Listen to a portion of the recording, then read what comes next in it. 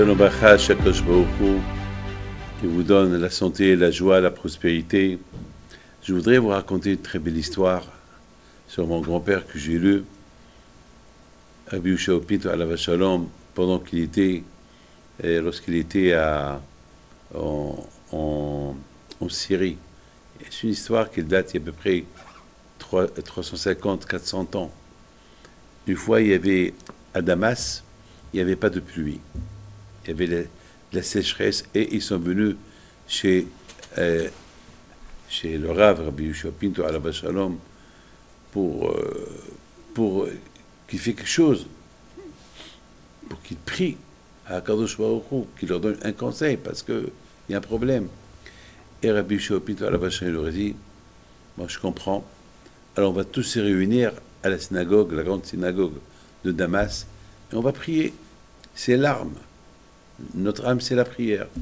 Tout le monde se réunit. Et bien sûr, au départ, ils ont tous prié. Ils ont fait le slihot. Et là, Rabbi Yehoshua Pinto Alav Shalom, il commence à leur parler à la communauté.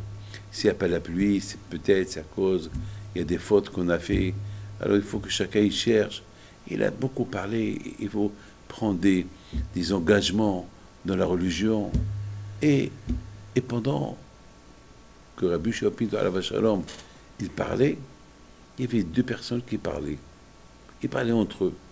Et tellement qu'ils parlaient entre eux, jusqu'à que ils ont pas fait attention qu'ils sont en train un peu de faire du bruit, et c'est pas qu'un vote pour le Rav.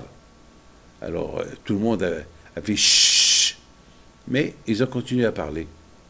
À un moment donné, les gens de la communauté, ils se sont levés, ils les ont pris, ils les ont mis à la porte. Bon. 1 heure plus tard, bon, Hachem, la pluie, elle tombe. Et tout le monde a cru que c'est grâce au tzaddik que la pluie est tombée. Donc, tout le monde était heureux, tout le monde était content, tout le monde a compris que le tzaddik, c'est un grand tzaddik, et voilà. Il savait qu'il était tzaddik, mais que Hachem, il le répond comme ça, vite, ça, personne s'est rendu, personne ne pouvait imaginer. Le soir, Rabbi Yehoshua Pinto Alav Shalom, il a réfléchi. Hachem, grâce à qui la pluie est tombée? Est-ce que grâce à la communauté, grâce à quelqu'un qui a fait mitzvah? Bien sûr, lui était exclu. Il n'a pas dit, ou grâce à moi. Non, c'est le contraire. C'est ça le tzaddik. Le tzaddik, toujours, il cherche le bien de sa communauté.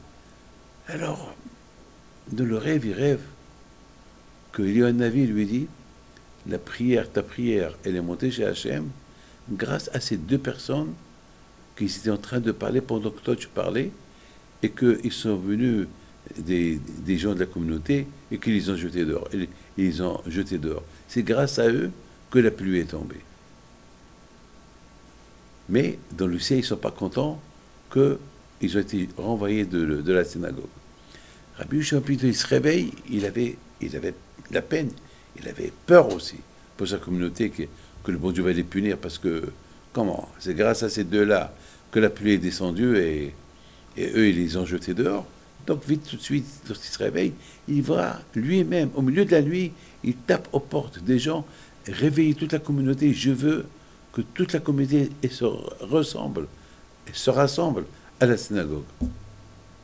Et au même temps, il a donné l'ordre qu'on appelle les deux personnes.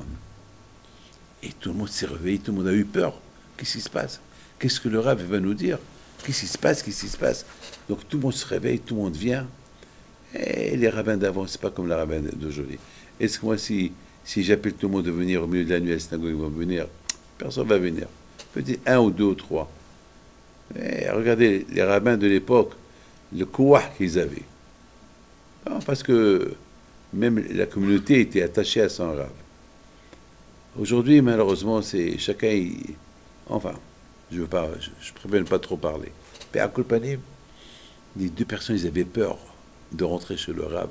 Le Rav certainement va nous crier parce qu'on a parlé pendant la prière, pendant qu'il, lui, il parlait.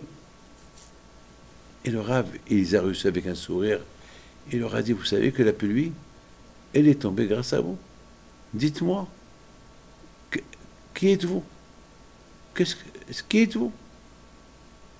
Ils ont dit, nous, mais on n'est rien du tout. Du contraire, lorsqu'on vous a entendu parler et vous avez dit qu'il faut se renforcer dans la Torah, il faut étudier la Torah, et peut-être c'est à cause qu'on n'étudie pas la Torah, il n'y a pas de pluie, alors nous, on s'est dit que nous, on est voisins. On était voisins. Là, on était assis à la synagogue. David, il habite dans un village. Moi, j'habite ici, à Damas. Moi, je suis pauvre, je n'ai pas les moyens. J'étudie la Torah. Et David, il est riche, il habite dans un village, il a des terres et tout. Donc, il m'a dit, écoute-moi, moi, je suis riche, mais je n'ai pas le temps d'étudier la Torah. Bon, je vais te payer, je te donne chaque semaine une somme d'argent. Pendant 5 ans, tu vas bien étudier la Torah. Et après 5 ans, moi, je vais arrêter de travailler et tu vas m'enseigner toute la Torah que tu as étudiée. On a fait un deal comme ça. Alors, au départ, je lui ai dit, mais viens à Damas et on étudie ensemble. Non, je ne peux pas venir à Damas, il faut que je me débarrasse de toutes mes affaires. Le temps que toi tu étudies la Torah, ça va prendre 5 ans, et dans 5 ans, si Dieu veut, j'aurai tout vendu, je viendrai à Damas étudier la Torah. Et on a fait ce deal-là pour que le bon Dieu apporte la pluie. Rabbi Yehoshua Pinto Alav Hashem, il les embrasse. Il dit au monsieur qui habitait à Damas, tu viens avec moi chaque jour étudier, on va étudier ensemble. Et dans 5 ans, si Dieu veut, toi tu viendras. Avec toi aussi, je vais étudier. Rabbi Yehoshua Pinto, il a réuni toute la communauté, il leur a dit, on a eu la pluie ce soir, Baruch Hashem, et la pluie continue à tomber. Vous savez, grâce à qui?